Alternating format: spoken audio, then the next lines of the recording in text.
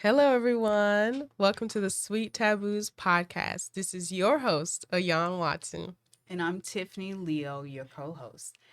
We're so happy to have you here at Sweet Taboos, where we educate, advocate, and encourage those to Yeah. use their voices to make positive change. Awesome, awesome. Thank you, Miss Tiffany. You're so We have welcome. a very special guest today. His name is Marquess Dennis. He is the executive director and founder of a local nonprofit in Tulsa by the name of Birthright Living Legacy. Whoop, whoop, Hey, whoop.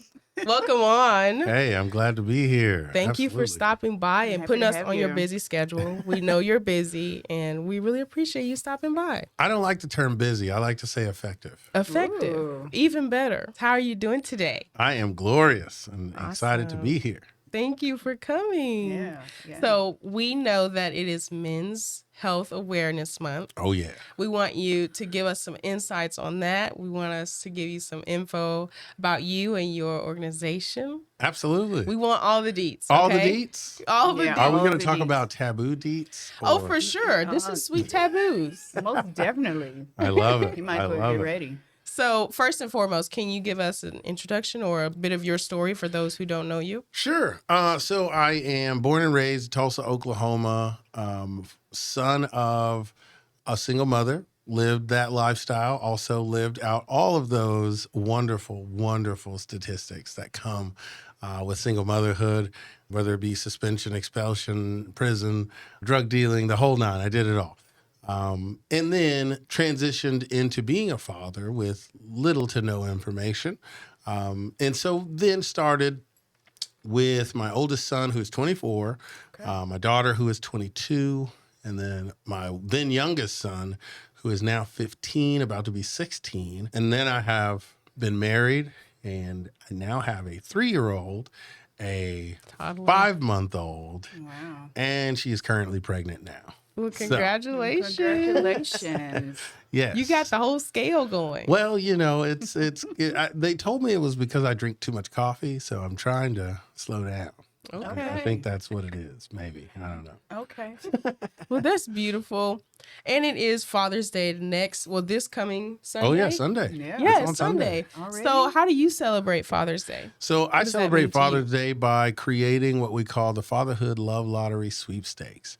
So what that is we take an opportunity for people in the community to be able to nominate, and we get to shower them with $1,000 cash, but also gifts and prizes that are coming from all over the community, places like Hunt Spinal Care. We have partners like KMS. We have, places like Shuffles, as I was just showing your co-host here, of all the different things that are out there. We just want to make sure that dads know how important and valued they are in this process called life. A lot of times when we're looking at how to celebrate men, we think, oh, if we just leave them alone or we just get them a tie. They said they didn't want anything. And it's like, yeah, but so did mom. But yet Right, somehow we took out loans, we bought new cars, we bought flowers, and then we say, hey, Dad, you matter too, but we're not going to do anything for you. So we started celebrating dads, and it's not to diminish anything that mothers do, but it's also to say that both parents are intrinsically valuable, so you should be broke on both days.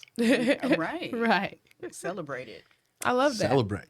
Well, we do want to get into how growing up in a single mother home affected you and your picture of how a father should show up and how that affects you. Well, so growing up in a single mother home, the issue that you run into, again, no disrespect to my mom, it's just, her and my dad never planned on being together. They were, living in the 80s, having a good time about life. And I was a product of that. And so what ended up happening is around the 80s is when, things like crack cocaine were introduced. In the 60s, we had welfare that was being introduced. So you had a lot of things that were happening, but a lot of things that people didn't pay attention to is that we started to lose a lot of business. We started to lose a lot of factories, a lot of mainstay Are you type saying jobs. who is in And America? us is in America, Okay. right? Okay. And so what ends up happening is when you create this vapid void of people that you have too many people and not enough jobs, that's where you run into these issues like the crack epidemic. And so I was a product of that era. And so I got to see a lot of crime. I got to see a lot of things that I thought were normal as life. So in the neighborhood that I lived in, it was not weird to see a crackhead running around at 2 or 3 in the morning and me being up at 7, 8 years old, just out having a good old time. Adults were are having out a in the parties. streets? Oh yeah. Adults having Wow. parties 2, 3 houses down. Like, wow. it just was normal. it was just a normal thing. I didn't go to school. In the first grade, I remember skipping almost half of the year, just because my mom had to work. And so she was prioritized with other things that she had to do. So it's not a situation of necessarily that it had to be something bad. It's just when you don't have all the people involved that create children, then what you have is one person that is stuck with the responsibility, but they can only be in one place at once. Right. And so when you have that going on, when I grew up, if I could get brought home by the police, as long as they seen my sister and not my mom, I was good. Because me and my sister had a code. You know what I mean? And so my sister Is she older than you? She's 2 years older than me. Okay. So, I mean, I got brought home by the police a lot. But, Really? she covered. And, when it was the other way around, I snitched. It was okay because I was the baby. Oh That's what my I did. I'm gosh. sorry. The betrayal? It was. I'm sorry. But, it was for her safety. I mean, there was times where I was, uninformed and I just didn't really understand what was happening because growing up without a father, what you don't realize is what role does a man play? What am I supposed to do as a man? I have to take adaptations from everything and everyone around me. They call it television programming for a reason. And so it programmed me to believe that if my life was not like the Huxtables, if it was not like the Cosbys, if it was not like, the different world, then there was something wrong with me. And so growing up trying to adapt to every single solitary man that I met became exhausting. And then I always had this feeling of I was inadequate or I wasn't enough because I was never like anybody that was around me. And lo and behold, it was because I was my father's son. And so when I turned 13 or 14 years old and I met him, then I realized, oh, well, this is why I do this or this is why I do that. And so that's how it affected me and impacted me. I always walked around with this kind of a weird depression, kind of I wish I could be different. I wish I could be better.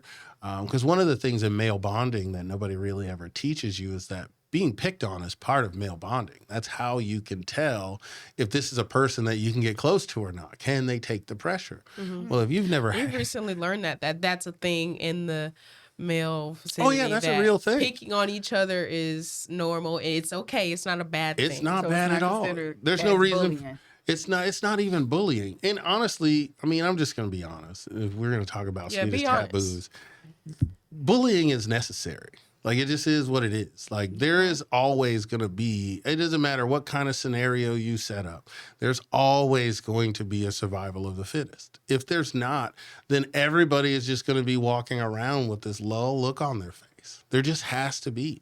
It's like that in nature. There's no scenario where you find a bunch of things just chilling. There's somebody that's eating them. There's somebody Okay. that's conquering. I promise you, it doesn't matter what it is. You can talk to flamingos, you can pull penguins. There is a boss, and there are people that have to submit to what is happening. Okay. And so in nature, when we look at it like that, like I said, bullies, I don't like abuse. The thing is that we need to decide as a society that abuse is wrong, no matter who's doing it. Right. Again, when you're talking about abuse, that's not the same as bullying. Bullying is me forcing you to have to decide, how do you feel about it? You know what I mean? Like, say you guys were Kool-Aid drinkers and I got this water right here. Oh, can you believe him over there with his... Well, now, if I can't stand on why am drinking this water, I would consider y'all bullies. Okay. But that shouldn't change how I feel about water. If that's what I am, it should make me stronger in my conviction. As a matter of fact, I need to now go home, start looking up reasons to explain to you guys why what you're doing is not okay. And what should happen is in that fight of argumentation, we should both learn perspective from one another. Now, again, if we get physical, that's abuse, and that's a whole nother story. Yeah. That's not what we're talking about. What we're talking about is people having to be forced to choose, what do you really feel? What do you really think? You know, as a good guy growing up until I read a book called Rewire, I learned that the nice guy doesn't finish last. The nice guy is the most dangerous person you could ever meet.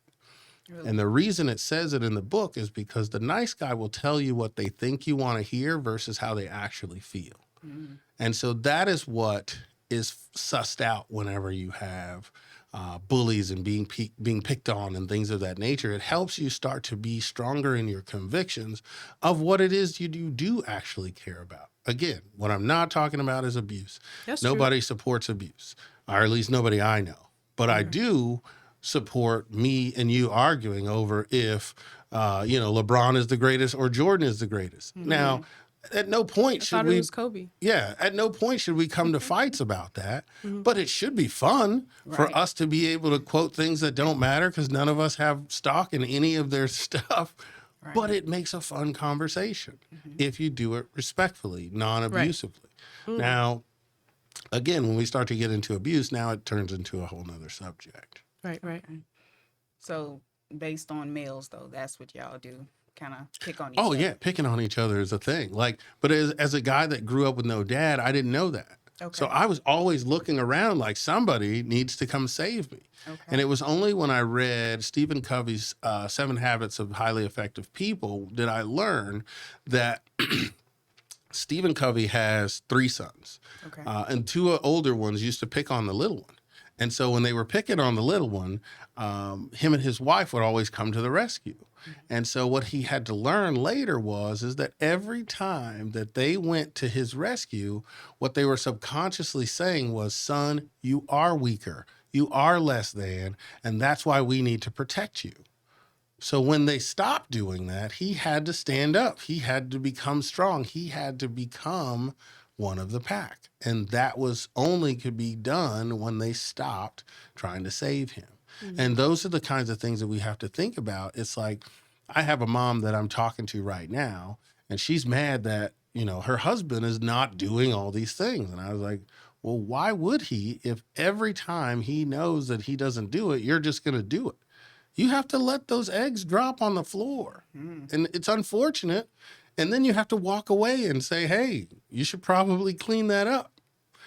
But if you clean it up and you also dive on the floor every time to try to save the eggs, well, how's he going to know what it's going to take? And why is he going to be thinking about the eggs if he's not the one cleaning them up? Right. You're angry because you're the one having to clean it up. But if you just get out of the way, he'll learn. He'll figure it out.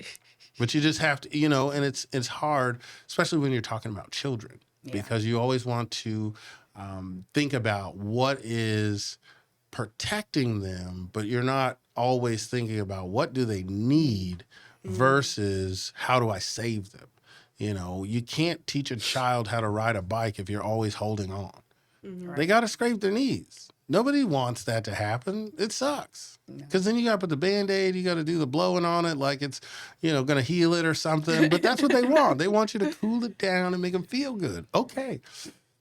But they got to skin the knee for that to happen. Yeah. And multiple times. But they also have to be around friends that they see riding that keeps them passionate about wanting to try. Mm-hmm. But if you have them in their isolation and then they fall down, then you have kids like, I can't remember, there was one star where their kid fell on a bike and never rode again. It was on Wife Swap. Me and my wife watched Wife Swap. Oh, I love Wife Swap. Yeah. And so it was just hilarious. They were like, we have all these bikes and we've never tried to ride again because we fell once. And I was like, wow, to have that luxury,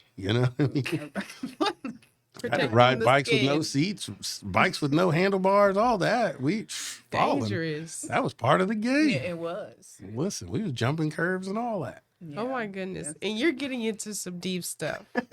So now, well, before I ask you, what do you wish more people talked about?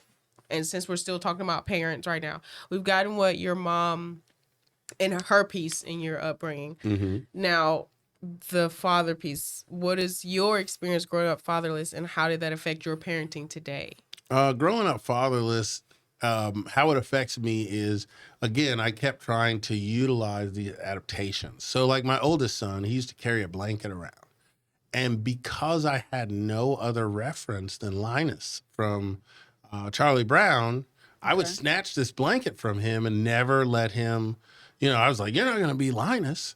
But I didn't have any idea that what was happening was he was coming to my house from his house. So he needed a piece of his home to feel safe. That was his security blanket. And what that really meant was, hey, Dad, I'm here, but I really am terrified because I don't know which version of you is going to show up. I didn't have the comprehension to understand that at the time. And so those are the kinds of things you miss out on as you're a growing adult with no example. Again, like I said, I grew up in what we would consider to be the hood. So I could only reach out at the time, and the people that I saw around me were drug dealers, pimps and pushers, whatever you want to call it. I mean, there were some sprinkles of men, but they weren't like role models, I would by far. I mean, at least when I was a young person. But now, as I gotten older, a little bit older, I started to seek out these people. I started to seek out. And then I went through this depressing stage when I started to realize the version of people that they show you in public versus the version you see at home is very different. And that drove me nuts. Because I went to church for a while, and I used to go into church and find these people that claimed to have these amazing lives. And then I would get close to them and try to hang out. And then I would find out, like, when we get home, the cuss word's coming, the mistreatment is coming. Like, I was like, whoa, I could have done this in the streets. Right. And so I was trying to understand, but I lived, unfortunately, vicariously through them and a lot of judgment because I didn't know. I didn't have any clue of what was supposed to happen versus what I knew was supposed to happen. The only juxtaposition I had to what a man was supposed to be was, you got Cliff Huxtable, you have Mr. Jefferson, you have all of these dad, Al Bundy, I had Homer Simpson. Like, these were the people I didn't realize it until now. I started watching Married with Children with my wife about a year ago. And so I was just like, whoa, I did not realize how much I actually picked up. Because I was like, you see how they're doing the thing? That's what I thought love was. I'm sorry. Because I used to argue with her all the time, but I thought we were doing the Peg and, Al thing. But she didn't have any reference to that because she was too young. She didn't watch it. So she had no idea what I was doing. We played dominoes. I started talking trash. And she was like, whoa, if this is how you play games, let's never do this again. And I was like, no, this is just how you play dominoes. No. She wasn't feeling it at all. Crystal was like, I'm done. And so once we got around other people, she was able to see, and she was like, oh, I see that my husband wasn't attacking me. He wasn't being mean to me. This is just how he's used to this being done. But we play chicken foot on my area, and which is a whole nother issue. What is chicken foot? It's like domino, the double set of dominoes where they go up to like 24.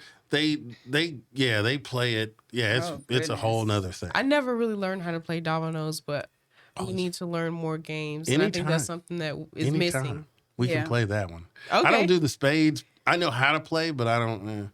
I'm not a big card game player, but dominoes. Okay, we can get into dominoes. We got some at the office. Let's go. Okay. So now, what do you wish more people talked about? I wish more people talked about what an actual village and an actual community is. we hear those words a lot of times, but nobody Yeah. ever talks about what it actually means. What's Right. the definition of it? And so how I describe a village is every child deserves 4 grandparents, 2 parents, brothers, sisters, uncles, cousins, and neighbors, which is what we call a village. Okay? Then you have a community, and a community consists of small businesses, churches, and school districts. Now, the reason I say churches, because churches used to be, before nonprofits became so profitable, churches used to fill in those gaps in the community. So when you're talking about hospitals, blood banks, food pantries, all that stuff was just some church locally that took care of the people in their community. Mm-hmm. Now nonprofits have become very lucrative, so people do their thing, and I get it. I'm not mad about it. Blood banks are needed. I'm on the board of the American Red Cross. They do amazing work that a localized entity may not be able to do. Mm-hmm. They can mobilize and clean up disasters. They can mobilize and get people into an area that normally wouldn't be there. So what I'm not saying is that that's not necessary. But what I am saying is when you take a village and a community and put them together, that is how you sustain life. And so when you have those students, they are going to those schools, those same people visit those churches and they volunteer. They also run and own those businesses, those people that live in that community purchase. Knows each other. And that's how you keep a neighborhood safe. That's how you keep sustainable life. This is how you make school districts where you're not showing up to the school like, here, you raise my kid. It's more of a, hey, I noticed that, you said on the last, parent-teacher conference, this is going on. Let me tell you some ways that we've been able to reach, or these are things that are going on in our household that he is used to or she's used to learning with. So that way the teacher is fully equipped to understand how to help educate. They're not there to raise your children. They're there to educate. So it's like, oh, well, so like for instance, with our son is very hyperactive, really super excited because his Your brother. youngest boy? Oh yeah, Marquess Jr. is me for real. And so he looks like mom. He does right now.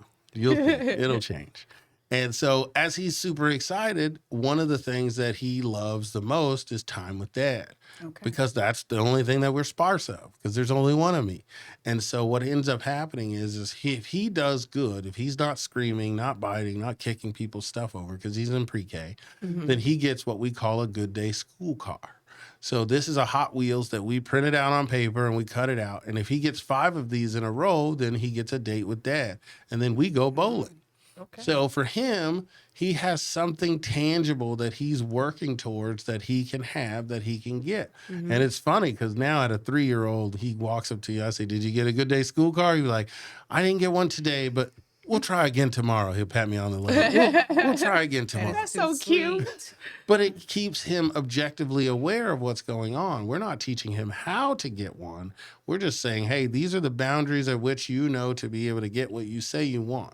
If you don't get it, I'm not going to give you bowling just because you want to. And he asks, but did you get a good day school card? Did you do what you were supposed to do? Now, we do still do other fun stuff. It's not performance-based love that we have, but it does create an opportunity for us to communicate in common language so that when we are talking about behavior, we don't have to talk about it in this child, you listen to what I say. We can talk about it in a, hey, you claim that you want these things. We're offering you these things, but you're not doing what it takes to get these things. So how do we work on that? So now our 3-year-old is able to have a discussion about what is his behavior, how is he doing things. So we're teaching objective thinking. So then when he's talking with his teachers, now they have something to say in common language with mom and dad.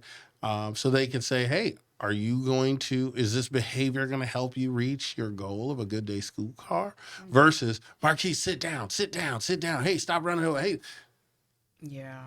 That is a different approach. It is a very different approach. Yeah, it's very different. One of the things that I learned, being in this stage of parenthood is that I was explaining to a friend of mine, I was like, I'm so glad that I got to see your household because they have these locks on their cabinets where you have to put a magnet on it, slide it up and then over just to get into a cabinet. And it's like, it's a lot of work. And I was like, wow.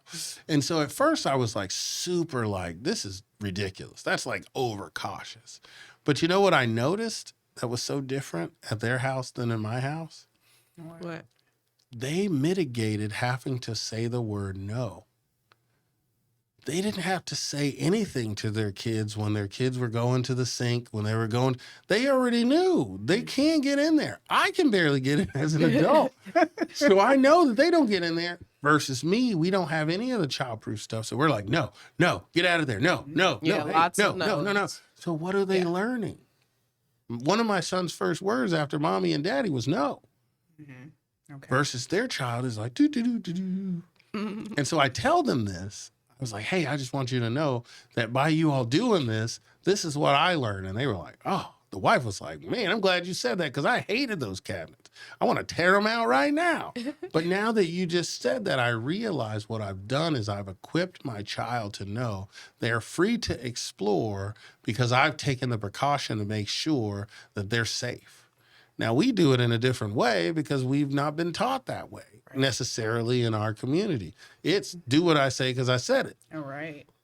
And that's important too, because when you go running into danger and you don't know it, I don't have time to explain. Right. You need to know by the tone of my voice and the way that I'm speaking that I'm dead serious. That means stop, not now, but right now. And so there's a mixture of both. And that's why it's important to understand what part do you want to play in your child's life. But there's the things that you just don't necessarily think about as you're planning or as you're parenting. Okay. And so is this some of the curriculum you're implementing in your organization with your 100%, fathers? 100%. Yeah, give us some insights about Birthright Living Legacy. So some insights is our curriculum is designed, it's, evidence-based, it's researched and all of that, but it's designed specifically to have a conversation. It's to help a dad realize, how did this particular thing affect you as a son? But now how does it affect you as a dad or a potential dad or as a mentor? Because we have guys that don't have kids yet. And I tell you, it'll help you with your picker. If you want to know what kind of woman to get, come to a fatherhood meeting and see what it's like to co-parent with somebody you don't live with, somebody that has different views and opinions and questions that you never asked that you should have. And you'll get a chance to see. But what that does is that equips you with the thought process of understanding, okay, my mom didn't hold me as much as I thought. So now I'm probably gone way too far on the other side of that fulcrum, and I just hold my kids all day, and they're actually kind of pushing me away, which hurts my feelings. And so being able to understand, like, why did you get here? I had a dad that swear his stepfather had nothing to do with his life and upbringing. He's like, man, what? I didn't learn nothing from that dude. That dude was like this, and this, and this. And I said, ooh, really? He's like, yeah. I was like, tell me more. So he's like, yeah, and this, and then he did this, and he just might as well, you know what I'm saying? And I said, hey, you remember 3 months ago when you first came here? You said almost verbatim every bit of that. And I watched as it happened in real life, in the group. We're all watching because some of us that were there when he said it all, we laughed. And so now for him to come full circle, but he never connected the two. He never realized that he still was impacted by his behavior. If you claim you don't want to be that man, you must recognize what attributes that you are carrying today are those things that you don't want. And then he was like, man. Awareness. It's awareness. But this is the thing, T.D. Jakes once said it best. He said, I can see everything from my eyes. I can see everything. I can see you, see her, see the computer, the door, but I can't see me. And this is why community is so important, because you can't see yourself. And if you don't have people around you that you can trust, have your best interests at heart, you will not be able to see the areas at which you are leaving yourself vulnerable to failure. Preventable failure. Not like learning to get better failure, but absolute run into the brick wall because you didn't see slow down. And that's what doing these types of things are for, is to help people understand, like, I have nothing to gain from you other than the fact that you are going to be able to be more present with your kids, have a better understanding of how communication actually works versus what they told you. You know, just because you said it doesn't mean that you communicated. That's a form of communication. But if the person you're talking to doesn't understand what you're saying, then you failed as a communicator. And how many people do you know would raise their hand if you asked them if they were awful communicators? Zero. Yeah. Zero. Because everybody thinks that they are the best version. And nothing will teach you communication like a marriage. You will find out very True. quickly. I know. You know what? That's not what I meant, but let's dive in deeper. Yeah. So true. Well, we appreciate what you're doing in the community. Well, thank And, you know, we're affecting lives that we may never even know. No. So that's very good. And we do want to know, why do you do what you do? What is your why? Why did you create Birthright? I created Birthright Living Legacy because I was a father that wanted to do more, wanted to be involved more, wanted to engage more, but I had no idea as to how to do that because I saw my co-parent as someone or someones that were against me. And so there was no way legally in the court system that I could fight for my rights to be a father. And so because of that, that's one of the things that we do is try to get legislation to where we can change it, but also helped me to educate what was I doing to add to that? Because what I've learned is that if I am responsible for all the outcomes in my life, I have to be responsible for how they treat me. And it doesn't mean that it's warranted. It just means I have to be responsible for my part in it. So when I started to introspect around the idea of what are the things that I'm saying and doing that caused that, one was reconnecting sexually. Every time I reconnected sexually, I did not realize I started that whole cycle of mistrust all over again. I didn't realize that every time I tried to get off the phone in the middle of an argument, I was actually saying to her, hey, you know what? You're not worth my time and you're not important enough for me to fight through. So what I'm going to do is call you back when this is more convenient for me because you're really not worth it. I didn't realize that I was saying that by getting her into a point where she was ready to fight and argue. And I was like, I got to go. Click. Worst thing. But nobody knew that. Who's talking about that? Who do you know that's actually having these conversations with other men? And then they can't understand why she's blocking me. Why is she not? But then when you get to have a conversation with another man to understand, like, hey, these are tricks and traits that you only learn in marriage. And if you don't have those 4 grandparents where you can tap into those 2 grandfathers and those 2 grandmothers and learn these kinds of lessons, because they are the ones that are passing down that family wisdom. So then when you start to look at your parents, you go, oh, I see what you did there. And then now it helps you understand why you're communicating and or being a certain way.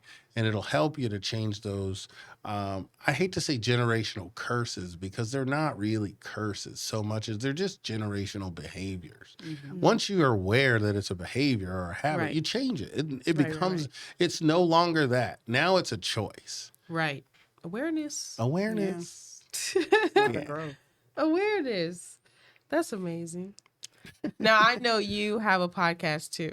Oh, yeah. Is your podcast centered around Birthright? What do you talk about on your podcast? So on our podcast, we center it around manhood and fatherhood. So it's just basically manhood and fatherhood. Our main focus is really to build strong families, but we do it with a heavy fatherhood focus.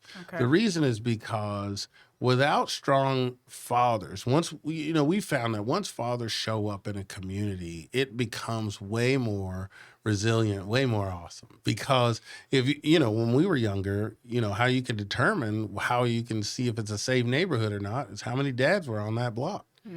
That would quickly tell you how safe this is going to be. Because if there's not any, then that means that there's creeps lurking. Exactly. When you look at the human trafficking numbers, when you start to see how many of them share no father in the home as their safety mechanism. I mean, there's 36,204 children in Tulsa that sleep at night without their father's protection. Wow. That's a heck of a thought to be thinking about. Wait a minute. That's a lot of people that could end up in trafficking. a lot of people that could be miscommunicating and not understanding who they are and whose they are and why they matter. So now you have that many children that are going to school trying to figure out, do I matter? You know, it's Men's Mental Health Month. I mean, 3 out of 4 suicides are men. I mean, and think about Wow. that. Just like 3 out of 4 are killing themselves because they can't handle what is going on, because they're being lied to. They're being told how to be men from women. It just is not real. It's not real. Okay. Well, let's get deeper right there. Sure. You're not saying that women are the cause of men's suicide, but it's the fact that they are being told how to be a man by a woman. Sure. Can you break that down? I'll What does break it that really down. mean?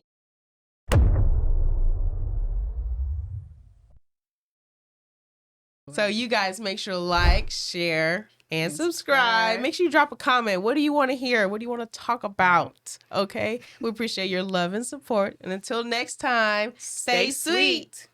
All right. I love it.